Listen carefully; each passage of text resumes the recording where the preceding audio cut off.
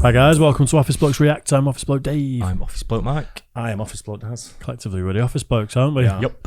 We are fresh from the shop from buying Office Bloke Daz's Chuffty badge for winning the poll. Got a literal Chuffty badge. Thanks for the votes. Don't keep going on about it, Dave. I'd like to thank. Let it go. Let it go. No!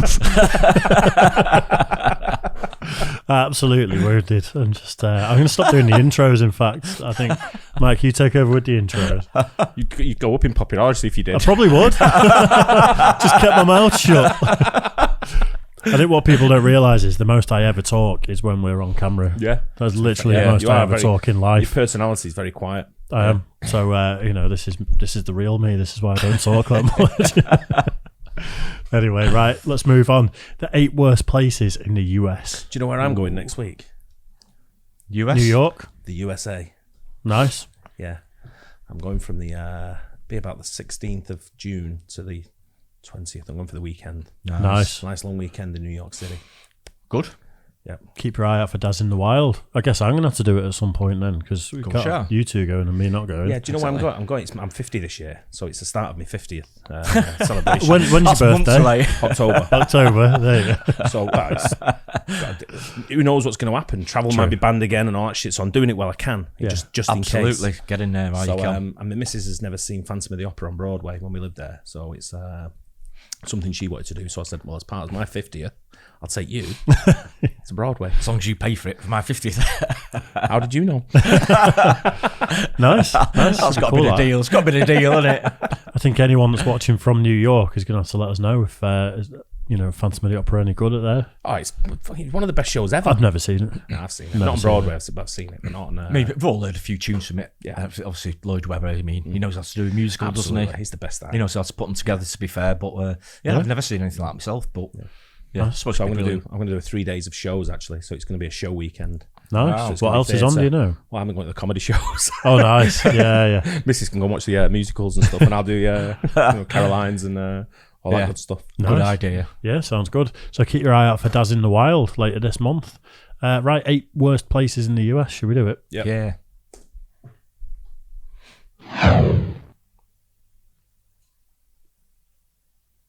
Howdy, it's Kyle talking about the 8 worst places in the U.S. And right off the bat, I want to say this isn't intended to be a funny video. I'm not here to make fun of these places or the people that live there. Just give a general overview of some of these really bad places in the country. And a lot of us, including myself, live a pretty cushy life where we don't experience these places or this lifestyle firsthand. And for millions of Americans, this is what they experience every single day. These are the places that people live, and a lot of us are just completely oblivious to the other America. So in this video, I want to count down the 8 worst places in the entire country.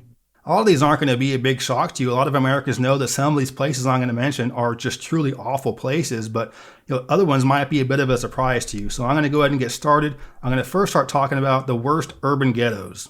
Not all urban ghettos are created equal, and I'm going to talk about the 3 worst ones. The largest one, the most dangerous one, and the poorest one. And they aren't all the same. So I'm going to start with the largest one, which is Detroit. Detroit has the single largest area of just continuous urban blight in the entire country. And so much of the city is empty, derelict, and just truly ghetto. And a lot of it, you can't even really call it ghetto because it's just empty. It's almost like an urban ghost town. And it's just really bad. It's improved a little bit through the years. I've been visiting Detroit for about 20 years, and there have been some minor improvements, but it's still really, really bad. And so many stretches of town are just, again, they're just empty and derelict. And they're starting to do things with some of the old factories and with some of these, old plants and things, but it's been a very slow process. And in 20 years, not that much has been done.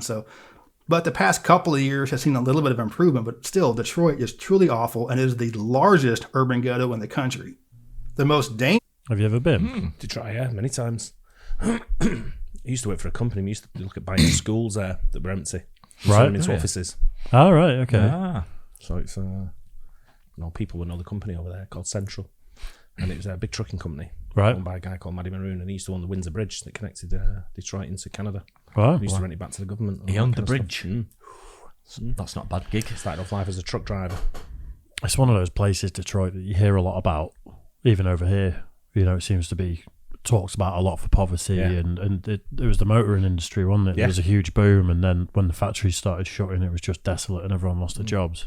It's a shame when you see cities like that. I mean, it's a major city and it's brought up so many. I mean, you look at there's a lot of famous people that come out of Detroit. Eminem being sort of like probably the more recent sort of like the big main name, but it's got so much history behind it as well with the motor industry and everything that goes with it. And to sort of like just to let it go and let it sort of like deteriorate so bad. It's a shame on the government, really. Big time. They've got to do something about it to sort of like regenerate these major cities. And you've got these countries where people come in and they've got massive immigration with a lot of illegal immigrants that come in. And what they do in the USA, in the past, they've done these. What's the word I'm looking for? Where you come for, they say, come out. We'll do like a recruitment drive or something. No, not recruitment. Where they come, if you're illegal, come forward and we'll make you legal.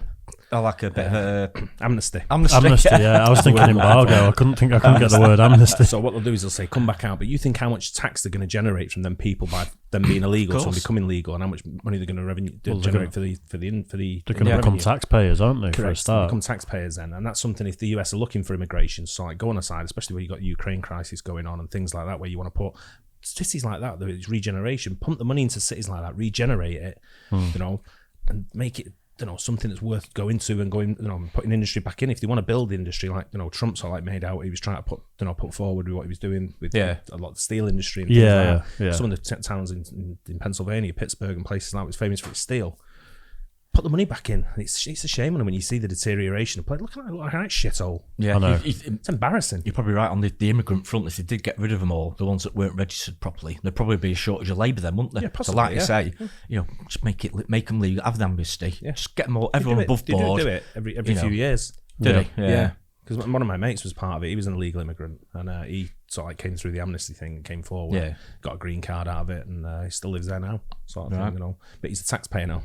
yeah. Well, that's the difference, isn't it? It's like I suppose some want to stay under the economy. radar, don't they? Maybe because of that. But a lot of people want to stay on the radar for other reasons as well. But at the same time, it's if you're going to be legal and you want to live that American dream of everything that you want, you've got to be legal. You've got to do it properly, do it the right way. I knew someone who flew out there and never came back from the UK though. Oh yeah. And I think he was there illegally for like 5 or 6 years and then ended up getting married somehow. So I presume it's legal now. Yeah. I mean, God knows, he must have just slipped through the cracks. Oh no, there's loads that do it. Yeah. As long as you don't leave the country, it'd be very difficult to track you I down. suppose no I'm border sure it check and you're not getting in trouble with the cops, so they're not checking you and stuff. A lot of people sell fake social security numbers and all that kind of stuff. There's loads of ways around it. Yeah. Wow. Dangerous urban ghetto is Chicago, and the stats here are ridiculous. The south and west side of the city have just seen almost like war zone type activities going on, and the gang-related murders, the violence going on there is incredible. Something Almost you would expect to find in, say, murders in 10 Brazil years. or places like that. This is truly, truly bad, and I haven't actually been through the worst parts of the ghetto in recent years when it's gotten really, really bad. I probably wouldn't either, but it is mostly gang-on-gang violence, so if I were to drive through there, I probably wouldn't have any issues, but at the same time, I still wouldn't be doing it. It's crazy. I don't know how it's gotten so much worse through the years, but it is such a huge area of just violence, and it is the most dangerous ghetto in the country, even though I guess you could say per capita the crime isn't as bad as, say, maybe St. Louis or other cities, but Chicago is so much bigger than St. Louis that the ghetto is just so much larger, and the overall amount of violence is incredible. But the difference between Chicago and Detroit is that not all of Chicago is like that. A lot of Chicago is very nice, very wealthy, and some really cool neighborhoods there. Most of Detroit's pretty ghetto. There isn't much to Detroit that isn't nasty. Most of Chicago is at least okay, but the parts of town that are ghetto are really bad and really violent, and it's the most violent inner city in the country.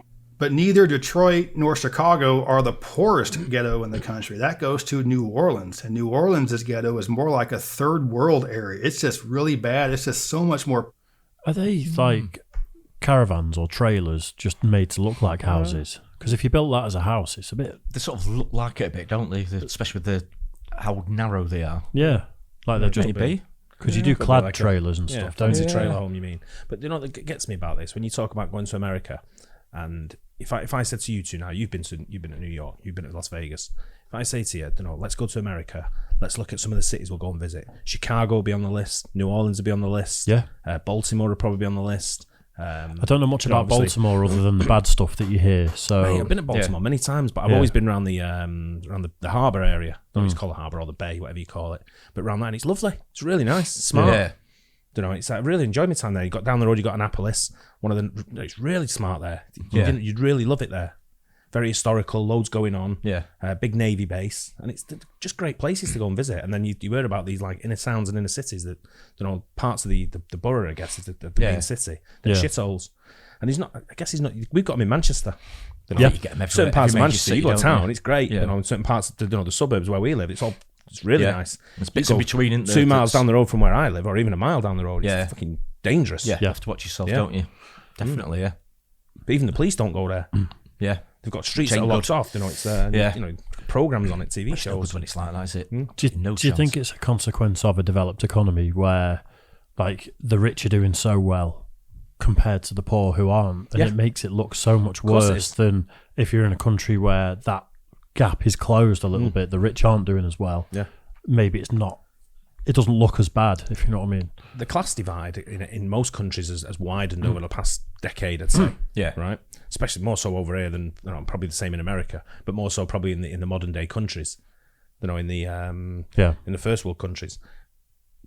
But you go like, you know, you look at how rich people are at the higher level and how poor people are at the lower level in Britain alone. Yeah, and it's going like that constantly. And you think about the size of America and how that gap's probably widening as well. Yeah, they've got the same problems what we've got and what probably most countries have. Well, the old saying is rich get richer and poor get poorer, and it's the same world over, I think, and isn't it? The only way around, the only way you're going to survive that, for me, in my opinion, is look after each other. We've all got to be nice and look after each other, make sure we're all those peasants and all those lower end of the scale, we've got to make sure we can lift ourselves up and try and raise ourselves up against them people who think, you know, they're controlling us with the money and all that bollocks. I think you're right there. Yeah. Poverty stricken than the larger ones up north, but the only saving grace for New Orleans' ghetto is that it isn't huge. It doesn't go on for miles and miles and miles, but pound per pound, it is the worst. It really does feel like you're in a third world country. It's just so bad and so poor. And it's not just because of Hurricane Katrina. It was like that before. And there was talking, sort of joking, sort of serious, that Hurricane Katrina might be in the long term good for New Orleans as it cleaned out some of these horrible below sea level areas, the Ninth Ward specifically. And there's been some new building there, some green kind of construction and things going on. But the overall ghetto scene in New Orleans is still very, very bad. And it's a lot poorer than Chicago or Detroit. But again, the overall ghetto size isn't anywhere near as big. So those are the three worst urban ghettos in the country. Detroit's the largest, Chicago's the most dangerous, and New Orleans is the poorest. And these are often associated with high crime and poverty, but urban ghettos are not as destitute as some other parts of the country. So urban areas aren't the only horrible parts of the U.S. Some of the rural parts of the country are where you have the most third world, the most poverty, and just the most destitution. So now I'm going to talk about the three worst rural parts of the country. The first of these rural areas I'm going to talk about is eastern Kentucky / southwestern West Virginia. And this is just a huge area of almost continuous poverty. Whereas an urban ghetto might constitute a few neighborhoods over several miles in a city, this part of Appalachia is several counties that goes across state lines, and it's just a huge area where you can drive for over an hour and never really leave an area of poverty. There's a very tiny middle class and almost no upper class. A lot of people in this region don't have running water or electricity, which sounds crazy for a rich country like the U.S., but it's true. You can live in the worst ghetto of Detroit or Chicago, but you probably have electricity or running water. You might not be able to pay the bill for the electricity, but the infrastructure is there. A lot of these places in the rural Appalachia region, the infrastructure isn't even there in the first place. I kind of understand that, though, do you? You're living in the middle of the fucking woods, mate. It's difficult. I mean, even over here in some areas, they don't have they have like bottled gas, don't they, and things like that. Yeah, and sewage areas and stuff. Yeah. But I mean, I was in the middle of the woods the other day, but it's not. Although it's a massive forest, it's still close by to the. We're only a small country. Yeah. When you look at this here, this is what gets me about like poverty and stuff like that, right? It's same with the homeless people. This really fucking bothers me, right? Fucking gardens are shithole, mate. Just bag that shit up. There's no excuse for that, is there? No. Don't matter how poor you are or anything. Put a shirt There's no excuse for just putting a load of tinnies in the front garden. Unless he's collecting his aluminium cans for recycling somewhere. Put them in a bag. Yeah. Well, bag it up. Scattered everywhere, don't There's no need to have a refrigerator outside your front door and all that kind of stuff. Do you know what I mean? I guess what you're saying is you should, no matter how little you've got, you should be trying to take Self-pride. pride in it. Yeah. And then you'll your be esteem better will build for up. it. You'll build yourself up. Like I say, we grew up on the council estate, didn't we? But our houses weren't shit tips. Mum still took pride in what we had. Everything was always cleaned, washed, ironed, vacuumed. We had to mow the grass. Even if we had a manual mower, one of them just rotate things sort of thing. You had to push it down. It took fucking ages. It was rusty as anything. Probably nicked it from next doors. I think, which means I had to do their grass as well. I think maybe what we're missing here is the scale. Where in the UK, like you're saying, you were in the woods in a sort of cabin where you're only actually minutes away from civilization. Yeah. This guy's trailer might be an hour from the nearest. I drove through there when I relocated down Watson. I drove through West Virginia and all the Appalachians and all the into Kentucky and all that kind of stuff. And I'm supposed to be going to Kentucky in the fall for the Breeders' Cup. But now I'm looking at this and thinking, nah, swerve it. I'm going to defend the guy on the fridge though, because you've got one like that outside your house. Yeah, of course I have. No, what I mean is we can take something to the tip here. That is Dave's garden, by the way. Does look a bit like Dave's garden, doesn't it? I've had one beer in 6 days. Have you? Thank you very much. So no, what I'm saying is we'd have a fridge that's knackered. We either put a post out on Facebook for a scrap man to come past and take it, or you take it to the tip. Yeah. There might not be such a thing as a tip within, like a local authority place you can take recycling for a couple of hours. Yeah, it's in the middle of the woods, mate. Go and stick it half a mile away then. Next to someone else's stick it right outside your front door. You know what I mean? Oh yeah, I'm not defending it being there. I'm just saying there may not be an option to chuck it on the back of a truck and drive 2 hours to go and get rid of it the proper way. But keep it tidy at least. Maybe they keep the shoes in it. Maybe that keeps the shoes dry when So you're thinking of solutions, not problems. I know you're being positive there, Dave. But this area is so large that you might have to drive a half an hour just to get to a grocery store. And when you get there, it only has frozen, boxed, and canned stuff. You might have to drive more than an hour just to get to a decent hospital. This area is a huge food desert. It's a huge healthcare desert. Healthcare problems are really bad. Obesity is really bad. Dental hygiene is really bad. Water isn't even safe. I mean, it smells weird. See all the logs behind him there as he went from his junior to junior life, that, isn't it? Yeah. That is also from the other stuff we've done similar to this. The Appalachian Trail was where most of the Scottish and Irish settled, wasn't it? That's when it was being settled, they were pushed out to the further reaches, whereas the sort of Boston and places like that, I think, were more the English. Right, and so I'm guessing it's lots of poverty for a start because they were set off. They weren't given a lot of opportunity. And also it's racism against gingers. Let's put all the gingers there and give them no help. Yeah, let's do that. Tough people there. The thing with this is a lot of people like to live like this. They don't want to move somewhere else and and set up a new life. They just want to live probably, like that. Probably not got any bills, have they? Like say energy bills and things like that. Probably a freer existence, stress-free life, so to speak. You might find a lot of anti-government sentiment. People don't want the government in their back door. That sort of thing. Live and let just live. Want to be free and just leave. It's almost like a traveller sort of lifestyle. It is a bit, yeah. Which incidentally has loads of gingers over here in the Travellers, doesn't it? Really? Looks weird, and half the time I go to West Virginia, there's always some county there where there's a boil water advisory to not drink the water. That's an extremely common thing. So these areas are really, really bad, and almost, like I said, third world-ish, because it's just extreme poverty for such a large region. And you also have a huge issue with drugs. You have a lot of people that are hooked on painkillers and crystal meth, and it's really sad. I've walked around some of these small towns in southwestern West Virginia, like a town called Logan, and you just see so many people whose eyes are glazed and they're kind of shuffling their feet and they look like zombies. It's just so sad at how many people are just hooked into this cycle of poverty and drugs, and it doesn't really seem to be getting any better. In fact, it seems to be getting a little bit worse. The second awful rural area that takes up a large swath is the Mississippi River area of northwestern Mississippi and southeastern Arkansas. This is just true poverty through a large area. And it's also kind of third world-ish. You have a lot of areas where there's no electricity or running water. And you see people living in these conditions. You can't believe this is the U.S., but it is. And this area has been poor forever, going back to the days of slavery and sharecropping. And just this area hasn't really ever improved. And this is where the blues music came from. I mean, you can see why it came from this area. So much of our music is because of how bad this area is. People had the blues, singing about it, and it just moved into rock and roll and all that kind of stuff. So I guess you can say there's one good thing about the poverty in this area, but it is still very destitute. It's very similar to the Appalachian area, but the geography is different. It's flat, really hot and humid, as opposed to mountainous and stuff, but it is pretty much the same kind of thing, just a large area of just extreme poverty, and it never seems to get much better. There's very little economic opportunity in this region. It's not like there's any companies moving to northwestern Mississippi or southeastern Arkansas. So what the future holds for this area, I don't know. It's kind of like Appalachia. They can't just keep holding on the coal. It's going away. So what are these areas doing to improve themselves? I don't know. But for right now, it's really bad. And kind of like the Appalachia area, it's not really getting any better.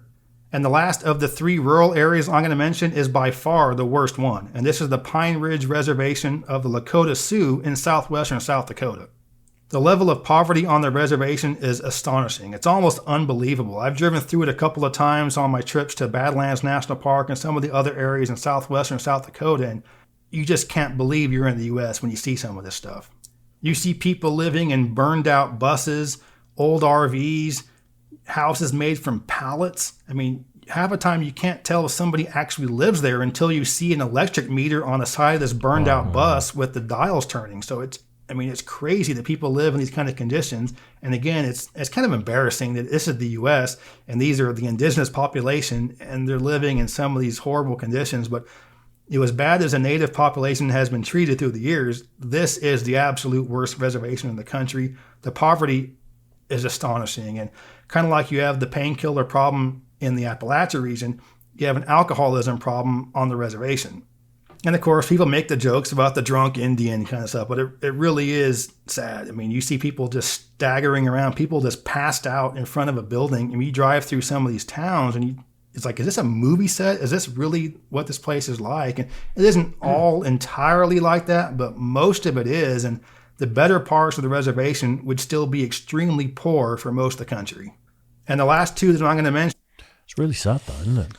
Yeah, it's you know, I think when I look at it, the corporate world should be responsible as well for investment in certain areas. So you know, your companies like, not necessarily, I'm using these as an example, but someone like an Amazon or Apple or whoever it may, Google. Yeah. Then as part of your tax repayments, you've got to invest in certain areas to maybe get back on taxes and see a joint investment from the government to do a joint venture going into certain areas to make better places, you know, where they're remote like that, where there's nothing there. Build a new airport, build an infrastructure for roads and motorways and highways linking to the main ones, and put, you know, your Amazon there or your FedEx or whoever it may be. You know, and give them the run of it and let them employ 10,000 people, but give them some kind of incentive to do it. I think some companies do try that, don't you? I mean, you look at Sissy, don't you, about the way they've developed north of Manchester.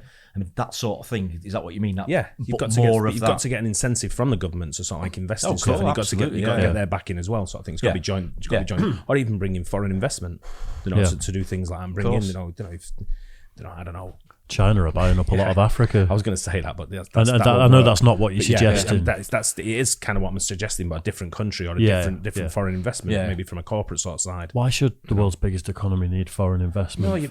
Everyone needs foreign investment. No, I know for private business and stuff, but for national infrastructure, the buck stops with the government there, doesn't it? I mean, they should be investing first and foremost. You know, other companies might say, well, hold on, if you're not investing in your own country, your own people, we're worldwide companies. Well, why should we do it? Yeah, we're going through a big thing over here in the UK, which you two know about, called levelling up, where they're trying to say all the money goes into London. London and the South gets the majority of the investment and the funding from the government, whereas the North gets fucking forgot about. Yep, and that's kind of what that is there. And I've had this big argument about levelling up when one of the football matches was played down south, and I went, I'm not going. And I said, I'm just going to go in my local places here and just spend all my money locally. So I get a budget of say 500 quid. Great idea. And I go, well, that 500 quid's going to go all local on local businesses. Not even a chain. I won't even use a chain. So you won't go to, even if it's a privately owned chain sort of thing, like a franchise, I still wouldn't use it. Yeah. I'd just use privately owned businesses that were there and make sure that 500 quid went to try. And if I did that, and if another 30,000 people did it, it would start levelling things up. But people don't. Everyone just still follows the crowds. But no one does all that. Another one I know it's a contentious topic over in the States is nationalised healthcare. And I know there's people on both sides and stuff. We have it over here and we benefit from it greatly. And we've seen stats where they spend double what we spend per person on healthcare anyway, without it being nationalised. But one of the benefits of something like That's that for those who have it. No, but the government is spending twice per person than they do per person in this country, and it's not nationalised.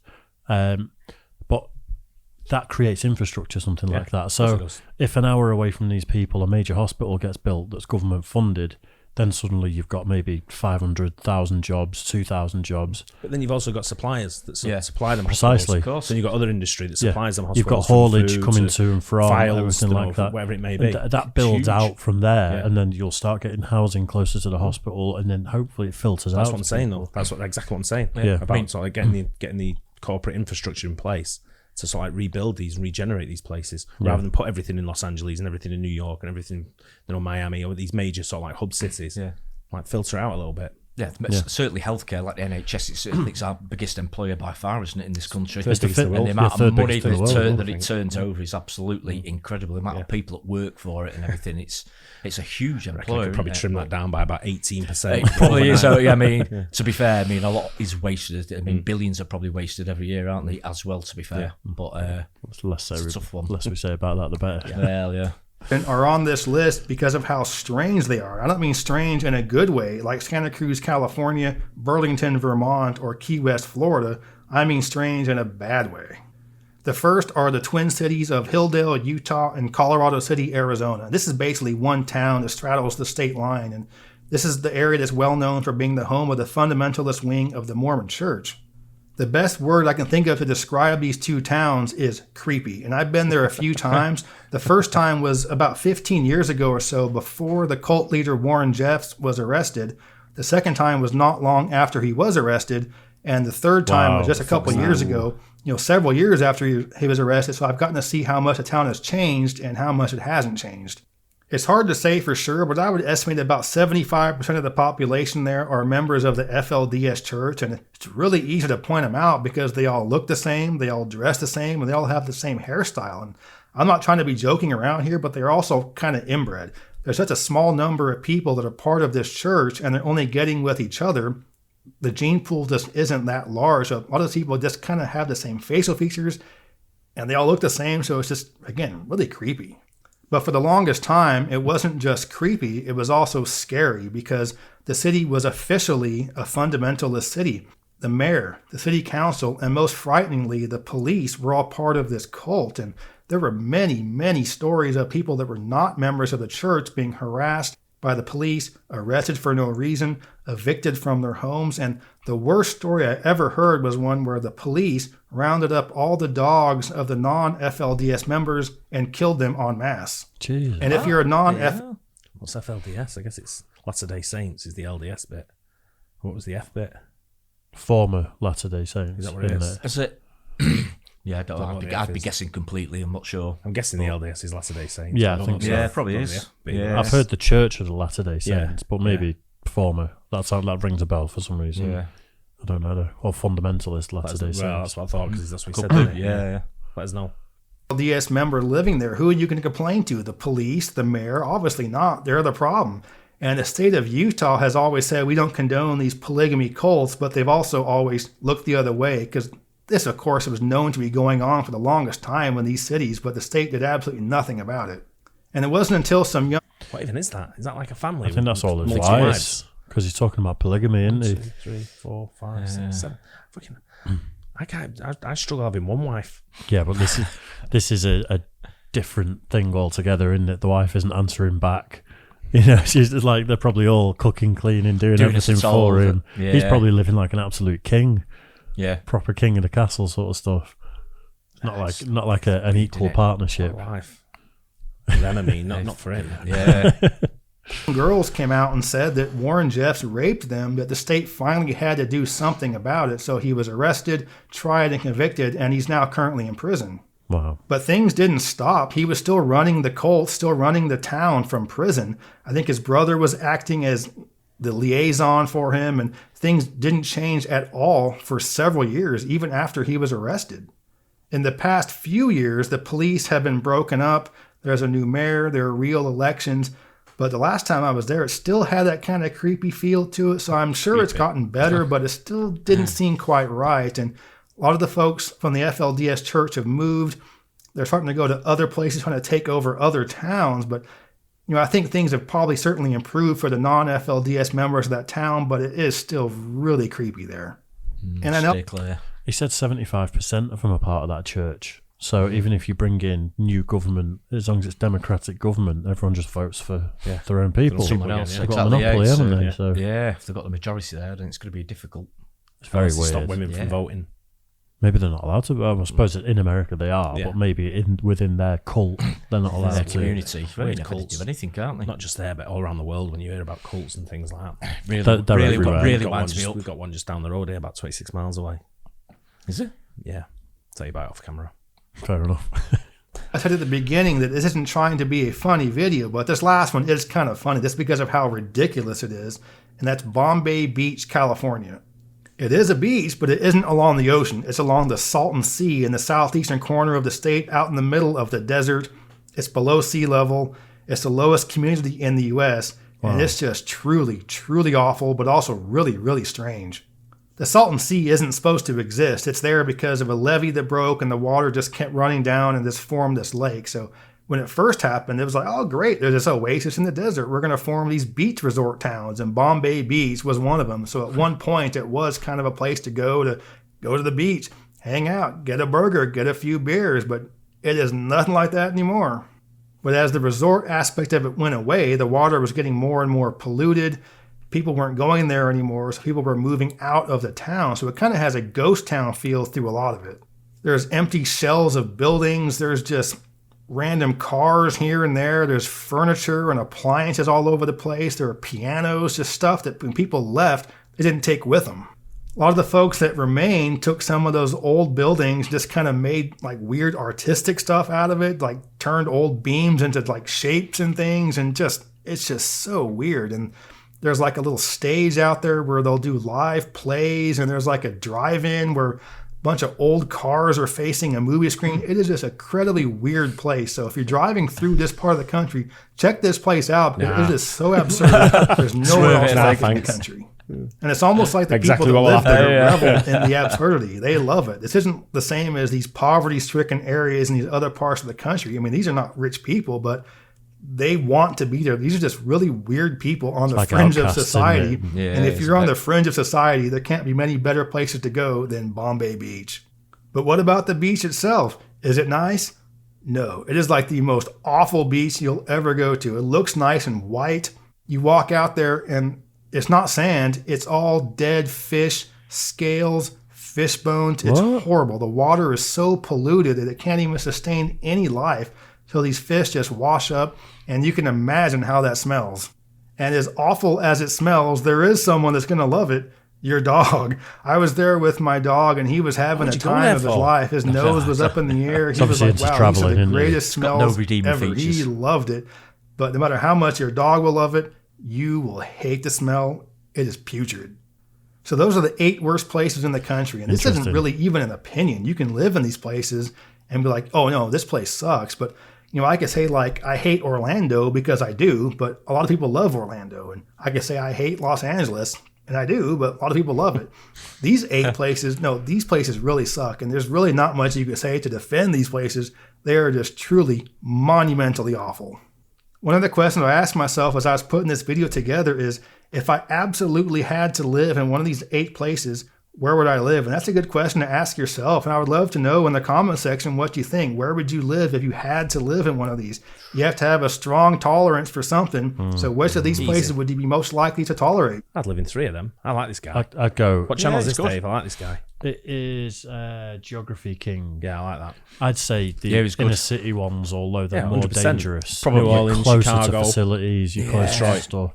Although the Appalachians, that's probably more my people, isn't it? I'd be slightly tempted with that one, I must admit, but at least you're in the countryside sort of thing, aren't you? So, you know. What, you're mad? Yeah, I want facilities. You two wouldn't last. You might last. You wouldn't last an hour. Of course. I used to go camping, I did. Can I have a chicken? Where's the chicken sandwiches, mate? Oh shit! Yeah. You wouldn't last an hour, mate. At least when you're in Detroit, Chicago, and New Orleans, you're around the corner from loads of culture, loads of shit going on. Big city right there. Yeah. I think you might be right. I know it's controversial, but I'm still surprised Stoke wasn't in there. But anyway, oh, you know, can't have everything. I bet there is a Stoke USA. Someone's got to be. There's got to be. I wonder what it's like. I'm not hitting Stoke anymore. I've got friends there. I've got friends there now. I'll pick on someone else next time. Then. I don't know about say Grimsby then, but I don't know about the last one. but there's a community in America that's in the desert somewhere that is literally no laws, and it is all those kind of bizarre like nomadic people that don't fit in, the misfits and stuff. And there's a lot of like we've got one of them here. It's called Northwich. No, but it's like I watched this Thrasher, the skateboard magazine, used to do a thing called King of the Road. Thrasher. It was done by Vice as well. Anyway, it'd be great to react to one day.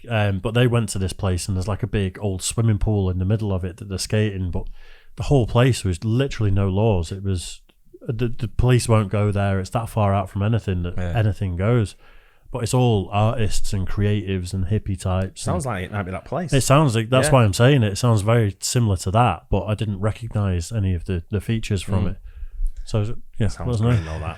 Sounds grim, doesn't it? Thrasher. Sounds like a magazine you'd buy if you wanted to knock one out on it or something. Wouldn't know about that, Mike. I grew up with the internet, Mike. Under your arm, Mike. I'm just going for a shit. Dreadful. You'd like King of the Road. Right. It's a good series. Anyway. Good one, that, Mike. Hope you guys enjoyed that. Don't forget, like and subscribe, hit the bell, and we'll catch you on the next one. Cheers. Guys.